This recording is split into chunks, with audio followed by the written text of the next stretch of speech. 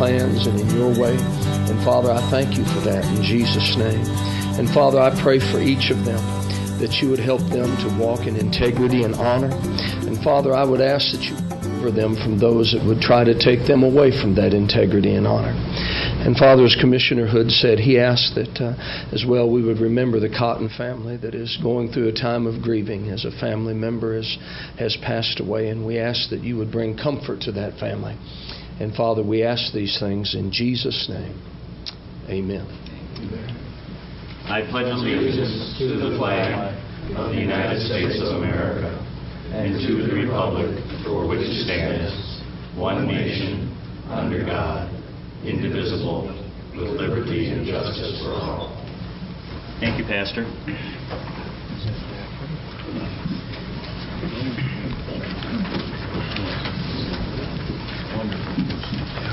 Madam Clerk, may we have the roll call, please? Commissioner Spataro? Here. Commissioner German? Here. Vice Mayor Galworn? Here. Commissioner Waringo? Absent. Commissioner Turnquist? Here. Mayor Warmington? Absent. Commissioner Hood? Here.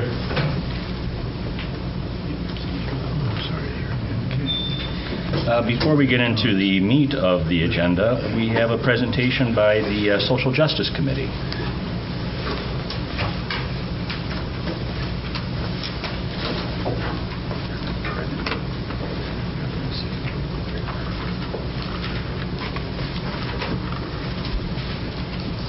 Good evening, Reverend Greer.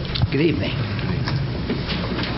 Let me begin by thanking you for allowing me to have just a minute to talk to you.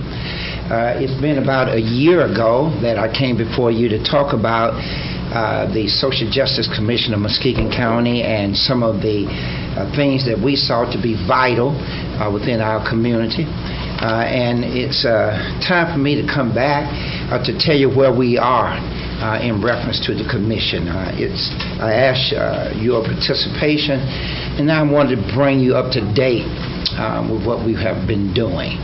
We spent a number of months in planning to talk about such a crucial issue that our cities and our county was facing. So we developed an initiative that we call Operation Safe Days and Quiet Nights. Operation Safe Days and Quiet Nights.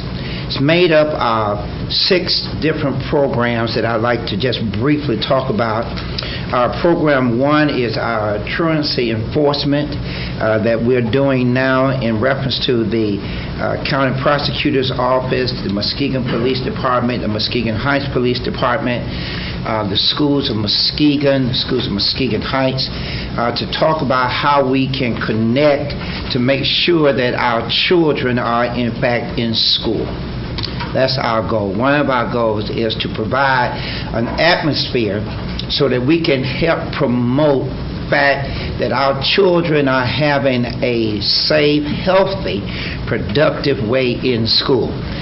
We hope to connect, and we've started the process with Muskegon Public, Muskegon Heights Public, with their administrative teams to identify students who are chronically absent and how we can help develop that relationship between school and home. Between school and home, and that's vital to us as we try to do that.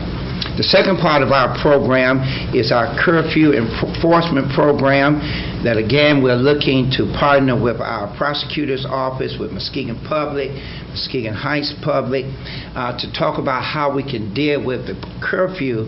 And one of the issues that we're adding this year is that we're adding the clergy, the church, into that whole dichotomy of thinking, so that if there's a young person who breaks curfew, one of the things that we hope to do as a part of the agreement is to connect them with a church or a church-related faith-based organization within the community that can actually act as a mentor relationship to help them develop a healthy environment for them.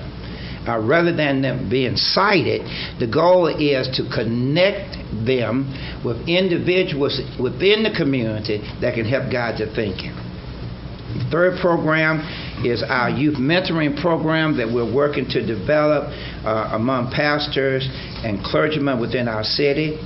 Our public director, who's come aboard to help us, brought what we thought was a tremendous idea, and we call it the Buddy Bucks program, where we hope to give some incentives to students who do well.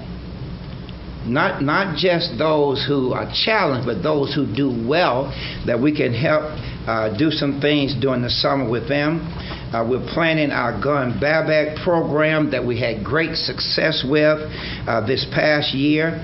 And then we've connected again with our school systems for some summer recreational programming that's already afoot, that our summer school districts already have going, and other groups that are already in place. So we're connecting with those to provide some recreational opportunities.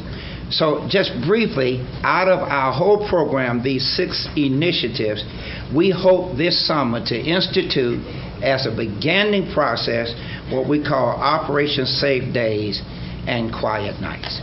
I thought it was important for us to come to you today to simply reaffirm the fact that we're active and busy, that we're out there shaking hands. In fact, I'm going to shake more hands in just a few minutes to talk to other people, because our ultimate goal is safe days and quiet nights.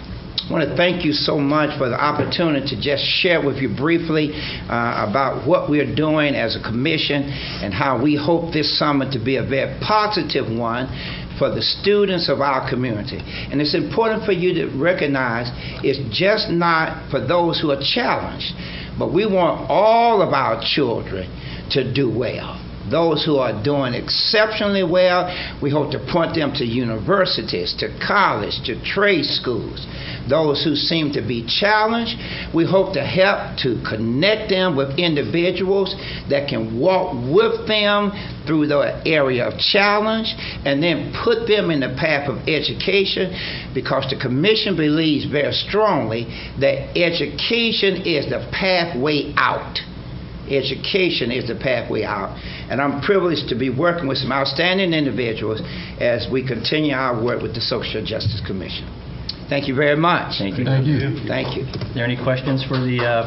May we get a copy of those 6 initiatives? You can. I was hoping you didn't ask me for it tonight, but I can certainly provide this office a copy of all those initiatives, and then I'll send a little letter attached asking for a financial blessing as well. I'm a preacher, and we always ask for money after we've made presentations. So I'll send the program, and then also send a little statement where you can send a contribution to help us to have safe days and quiet nights. Well, thank you, Reverend. Thank you for your undying hard work, and extend our best wishes and our continued support to the rest of your commission. And we stand ready, willing, and able to walk side by side with you. Thank you so much. Ladies and gentlemen, Reverend Samuel Greer, thank you. Thank you so much.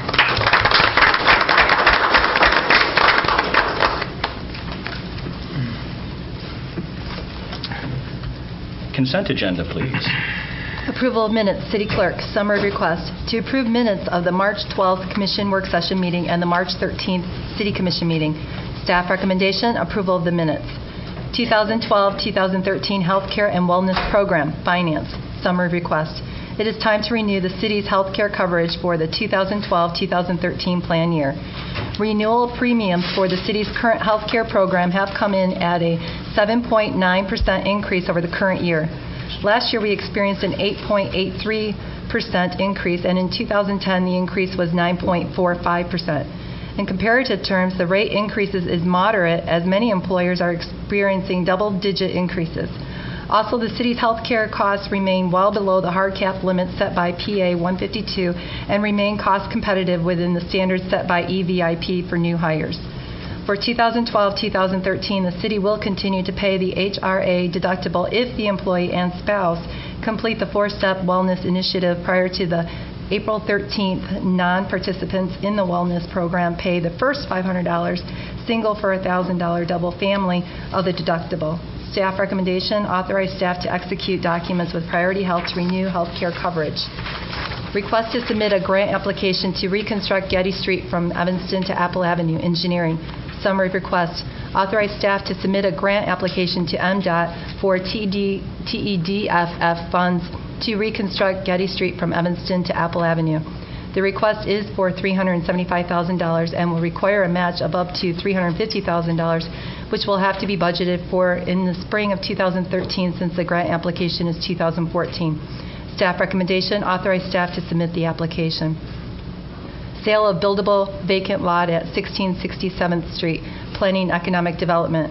Summary request, to approve the sale of a vacant buildable lot at 1667th Street to Teresa Strother, 1647th Street. The lot is 101 feet by 134 feet, and Mrs. Strother is offering $1,000 plus the fee to register the deed.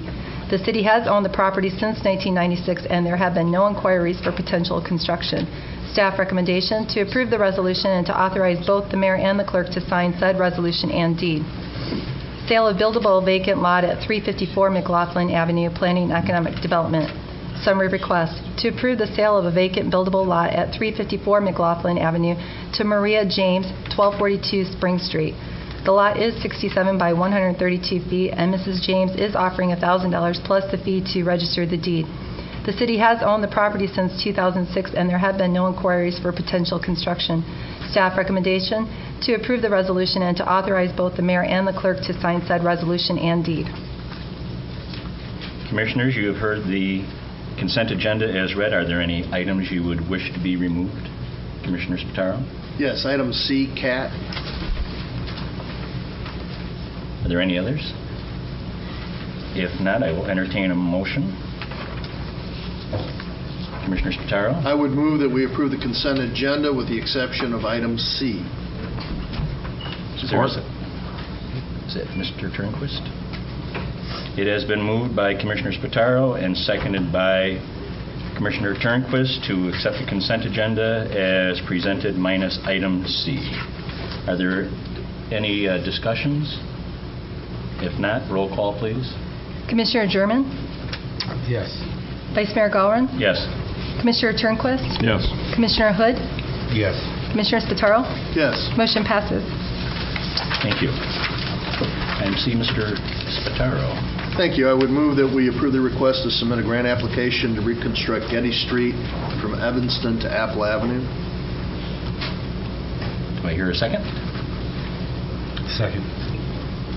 It has been moved by Commissioner Spataro and seconded by Commissioner Hood to submit a grant for application to the reconstruction of Getty Street from Evanston to Apple Avenue. Commissioner Spataro. Thank you. I fully support this. I just want to go on record once again that particularly with these primary streets, I think it's important. And in the material it says we're going to look at doing it both ways, but I really think we need to look at doing these in concrete. I look at what we've done with Laketon and how well that's holding up, and I look at how long, Getty. We did Getty, what, 95, 96, and here we are, we're having to reconstruct the thing. So, it seems to me that if we're going to get some outside money in to fix this street, we ought to do it so that, we're not having to go through this exercise again in 10, 15 years. So I just wanted to say that once again. You've heard me say it before, but thank you. But we like listening to you. Are there any other comments? Not, roll call, please. Vice Mayor Gowron? Yes. Commissioner Turnquist? Yes. Commissioner Hood? Yes. Commissioner Spataro? Yes. Commissioner German? Yes. Motion passes. Thank you. Public hearings. Request for the establishment of an industrial development district at 444 Irwin Avenue, Planning Economic Development. Summary request. Pursuant to Public Act 198 of 1974 as amended, Graphics House Sports Promotions Incorporated has requested to establish an industrial development district at 444 Irwin Avenue. The company has recently purchased the property and will eventually be making improvements to real and personal property on site. The establishment of the district will allow the company to become eligible for industrial facilities tax abatements. Staff recommendation, approval of the establishment of the Industrial Development District. Good evening, Mr. Francing. Hello. We have a new company moving in on Irwin Street, and they are not requesting the IFT yet, but they will be making some investments soon, which they will qualify for. So we want to establish the district, so they'll have up to 6 months after the investment to qualify. And we have Dan McKinnon here from Graphics House. Good evening, Mr. McKinnon. Is there anything you'd like to present tonight to the commission, or introduce yourself so we can welcome you into the city? I would like to thank the commission and the city for welcoming us into the community. We've been in business for 20 years and operating out of Muskegon Heights, which we'll continue to operate some of our business there. But it was a great opportunity for us to secure the old Fitzpatrick building on Irwin Street. Allows us to move out of 3 different facilities and get in one common roof. So we're very excited about that. We will be renovating and cleaning and painting and starting electrical work probably within the next 60 days, and hope to move in phases of our business over the course of the year. Well, very good, very good. We wish you the best of luck, and we hope to continue to work hard with you so that you may have a continued success. And welcome to the city. Thank you. And a few of us know somebody that I think works for you. I think he used to sit right there. He's retired, though, right? Yeah. He's not retired during the day, though. Very good. Well, send our best regards to Mr. Carter. Yes. Well, thank you, Mr. McKinnon. Thank you. Are there any comments from the public regarding this issue?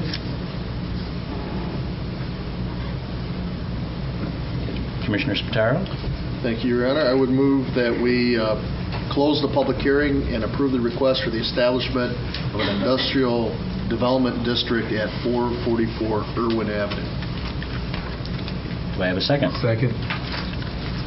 It has been moved by Commissioner Spataro and seconded by Commissioner German to close the public hearing and to establish an industrial development district at 444 Irwin Avenue. Any comments or input from the commissioners? If not, roll call, please. Commissioner Turnquist? Yes. Commissioner Hood? Yes. Commissioner Spataro? Yes. Commissioner German? Yes. Vice Mayor Gallron? Yes. Motion passes. New business, please. DDA on-premise liquor license for Curry Kitchen, Planning Economic Development. Summary request to approve the resolution approving a Downtown Development Authority on-premise liquor license for Curry Kitchen. The Liquor Control Code allows for additional liquor licenses within Downtown Development Authority districts under certain conditions. Staff recommendation to approve the resolution. Mr. Francic? Well, we have another new business opening. The Curry Kitchen will be opening on 3rd Street in the former Mexican establishment, and they are going to be requesting a liquor license to serve beer and wine. We have Raj from the Curry Kitchen here tonight. I believe he also has some menus to share, so if you have any questions for him. Very good. We need a motion. And we do. And how about one? I would move that we approve the DDA on-premise liquor license request for Curry Kitchen. And a second, please. Second. It has been moved by Commissioner Spataro and seconded by Commissioner Hood to approve a DDA on-premise liquor license for Curry Kitchen. Commissioners, questions? Input? Well, if we could, if the gentlemen are here and they have some menus to show, and perhaps they can share when their prospective opening date that would be. That would be nice.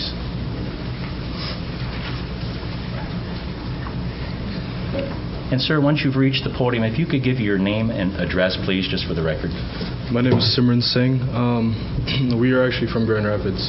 We're moving here, trying to bring downtown Muskegon some I guess more authentic Indian cuisine, in hopes of bringing more crowd to Muskegon area, whether it be in the summertime or just all year round. I do have some menus. and Raj has helped us in moving to Muskegon. So, we thank him a lot on that end. So, we're hoping tomorrow morning actually we'll be open for our lunch buffet from 11 to 3, and then dinner will be served from 4 to 8. And then Fridays and Saturdays our hours are going to be 11 to 3, 4 to 9, and then Sunday just straight shot 12 to 7. Very good. And what kind of investment have you made in updating? We actually, we've fixed up, paint-wise. We've, kind of painted the outside and the inside, trying to make it seem a little bit more welcoming. We got rid of some of the brighter neon colors that, kind of were sometimes kind of obscene to the eye, I guess. Inside we have, added new light fixtures, made it a lot more, like I said, welcoming. It's a greater feel inside now. So. Well, any other questions from the commissioners? I look forward to getting down there, especially if Commissioner Spataro is footing the bill. Why, me too. And welcome to Muskegon. Thank you. And we wish you great luck. Thank you. Good here. If there's no further discussion or input, roll call, please. Commissioner Turnquist? Yes. Commissioner Hood? Yes. Commissioner Spataro? Yes. Commissioner German? Yes. Vice Mayor Gallron? Yes. Motion passes. Item B, please.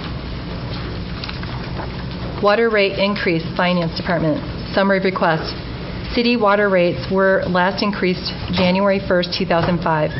The economic downturn has caused water usage to drop even while costs for electricity, treatment chemicals, and labor have risen steadily over this period.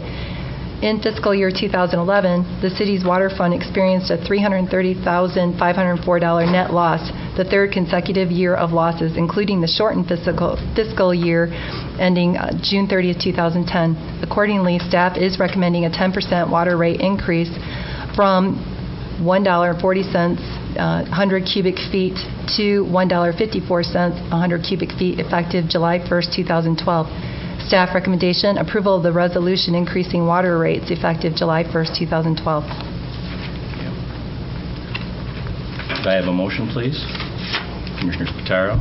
Thank you. I would move that we approve the resolution increasing the water rates effective July 1st, 2012. Do I have a second?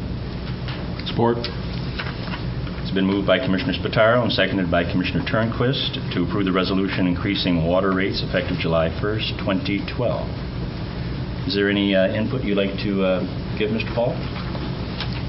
None other than, we raise water rates very cautiously and as little as we possibly can, but it has been 7 years, and it's just time. We have to do something. Yes. Mr. Turnquist. The only rate is in Muskegon from $1.40 to $1.54. Yes, but that's the base rate, and that'll affect other communities that buy water from us as well. They buy at a multiple of that rate. The list of people who buy from us, like Roosevelt Park, that just signed, that does not affect what? Yes, it will. They'll pay 25% higher than the theirs is going up then also. Right. We have to give them 90 days notice, so that's why we're doing it today, so we can give them notice by July 1. But their rates will, unless they can absorb the increase somehow with what they have on hand, but otherwise they will pay the additional cost to us. Any other questions or comments? I guess my question is it absolutely just necessary that we must raise the rates? I know you said it's been 7 years. Is there any way that we can possibly look into other areas to raise money? Well, with consumption falling, I mean, the economic downturn has really hurt our water consumption, so our usage has gone down while rates have stayed steady, yet costs we just increased health insurance costs, for example. Those have gone up year after year. So it's really, we run the risk of becoming of having a cash flow deficit if we don't do something soon. We've held out as long as we could, but I think it's really, with 3 years losses, consecutively getting worse every year, we need to take action. Commissioner Spataro? Thank you. Yeah, I had some questions there too, because normally, most of what we do is very labor intensive, but if I'm correct, we have 5 full-time employees at the water filtration plant? 9 or 10, actually. And then we have water maintenance workers on top of that, so we probably have 16 people in the... Okay, well, that's including the folks who do the distribution system as well. Right. Okay. So, I mean, most of our cost is coming from the processing chemicals. Labor and electricity. Okay. The reason I bring that up, I mean, we installed the 2 windmills a couple of years ago. Have they had any appreciable impact on our electrical use? I mean, are they actually generating some positive electricity for us? No, not really. I mean, they're not hooked up to anything. They're hooked up. Yeah, they're hooked up. I'm just wondering if it would make sense to perhaps, add some more. It's very. Or are we not getting enough? They're not worth the cost. Well, that's what we need to know. I mean, that's, anything we can do to get those costs down, we should try. But if we're not getting a payback on what's there, then we need to look at something else. Well, I think with respect to the wind turbines, we have to remember that the 2 wind turbines that were placed on the water filtration plant did not cost the city. Right. And that would not be the case for additional wind turbines. We had to pay for the installation, so there was that cost to us. I mean, even looking at the payback for the cost of the installation, it goes out a number of years. Okay. Well, that's just, I figured we've had enough experience with them to say, maybe if we had a program of installing a couple more every year, we could take a bite out of our energy costs. But if the payback is too long, then we have to look at other areas. It would be actually a cost to us. Okay. Commissioner Turnquist? With the projected increase, do you still project a loss for 2012? Fiscal year 2012, the increase will not hit until July 1, so it'll be 2013 when we first see the increase come in place. 2011 was $330,000 loss? 2012 is the year we're in right now, fiscal year 2012, which will end June 30th. We may see another loss this year, but it shouldn't be too bad. We've had some increase in usage in some months, and other months have been down, but it's hard to say at this point. 2013, we should be fine, though, with the increase kicking in July 1. Unless usage continues to plummet. My next question, I'm sorry. No. You don't forecast usage going up, whereas we decide to, vote yes on rates going up, and then come to find out by the fiscal year, the usage has gone up, and that really wasn't necessary. So, I mean, do you see a forecast of usage going up? That's my question. As I said, we raise rates reluctantly. I mean, we've had 7 years we went without a rate increase. So if we find that the results are good one year, we'll hold off raising rates for as long as we can. When things are going well, we back off raising rates. We are pretty efficient, I think, in our operations. We're always looking for ways to save money, whether it be electric costs or gas costs or employee costs. So we are looking hard for different ways of saving money. And like I said, we're very reluctant about it. So we raise rates only as a last resort when we have to. And we have no new debt issues planned at this time for the water fund. We're in pretty good shape with our plant and our large-scale improvements, and we want to pay for things as we go. We want to have cash reserves on hand so that we don't have to go out and borrow money when we need to do something. So we need to build up our cash a little bit for that kind of thing, but we don't anticipate any big bond issues. We have about $15 million in debt right now, and that's good for now. We don't have any new plans for the future at this point. Okay. Thank you. Any other questions, Commissioners? If not, roll call, please. Commissioner Hood? Yes. Commissioner Spataro? Yes. Commissioner German? Yes. Vice Mayor Gallron? Yes. Commissioner Turnquist? Yes. Motion passes. Is there any other business from the Commission at this time? If not, I'll open it to public participation. I have a request by Mr. Dan Mills. Mr. Mills, if you would approach the podium and give your name and address, please. Thank you. My name is Dan Mills, and I'm at 1817 Mills Avenue, actually, in North Muskegon. Yeah, and I came with an item in mind, but I have another one here that's too important, I think, to ignore. Anyway, it's unfortunate. I like to say that it's an unfortunate complication.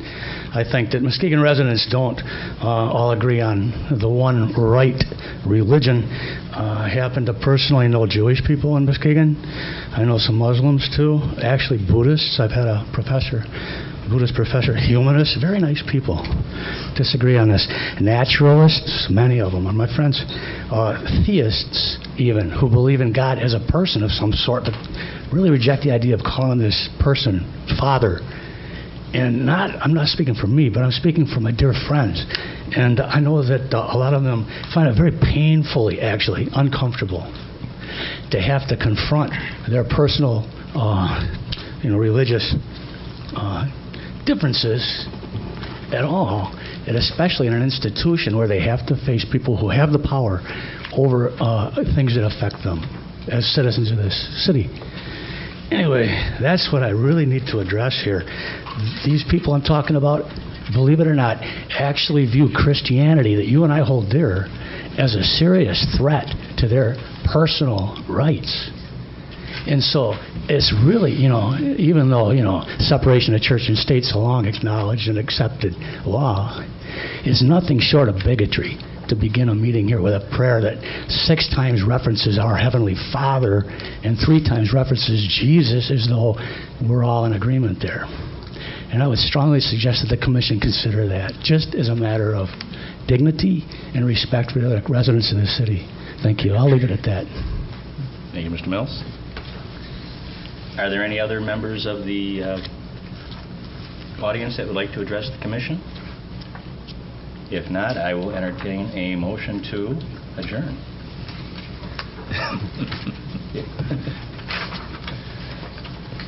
I motion to adjourn. Second.